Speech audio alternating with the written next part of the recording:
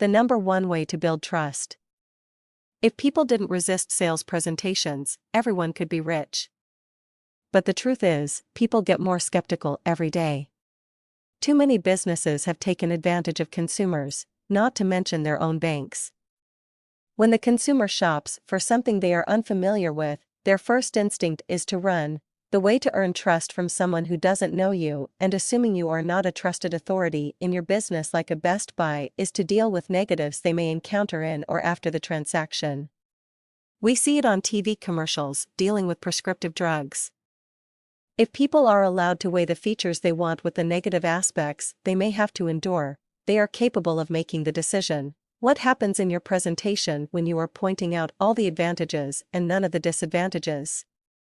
The customer's imagination is running wild. Very few people are skilled enough to provide the information in a convincing manner without arousing suspicions. This includes websites. A conversion rate of 10% is considered excellent for transforming a visitor to a buyer, which is frighteningly low. Brian Tracy, one of the best sales gurus I have found, has several CDs on closing the sale. He talks about developing trust and preparing for overcoming the objections when you try to close. There are always objections to overcome. And depending upon your skill and your willingness to overcome objections at least 5 times, you will close or not close the sale. He points out that most salespeople never attempt one close.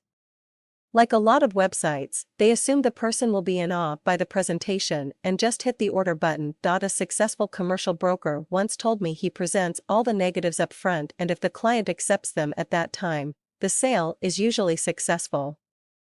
If he didn't present them and one of the points comes up as a surprise later, the sale usually fails. This is evident when you try to close at the end of your own presentation. If you haven't successfully addressed their fears, they are reluctant to reveal them. "I'll think about it," they say, or think as they escape. This, by the way, is the number one reaction to most website proposals and why websites try so hard to get emails. Let's address everything they may be thinking up front. You should, 1. Understand what the main objections or worries are about buying your product or service. 2. Understand what the main objections are about hitting the order button for anything. 3. Understand what the main objections are about dealing with you, and then decide the best way to uncover these objections. One of the best ways to deal with them online is to put them all in the FAQs and put the FAQs close to the top of your sidebar or menu bar. The reason the FAQ is a good forum is because it tells visitors what the most frequent questions by other people engaged with you may have been. They are thinking that others may have the same concerns or maybe brought up something they had not thought of asking. The questions obviously don't have to be questions someone really asked. The deepest fears people have are in the 3 areas I mentioned above. Your visitors see that other people shared their fears and that you are making these fears public. You are directly responding. There is nothing to hide. No gotchas. How does that make the visitor feel? Somewhat relieved. Your prospect realizes their fears are not just their own and you have acknowledged, anticipated, and answered them. You're on the same page. So, if you have addressed their fears, what's holding them back?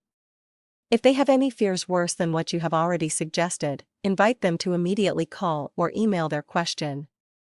It shows you are not a buyer beware sales organization.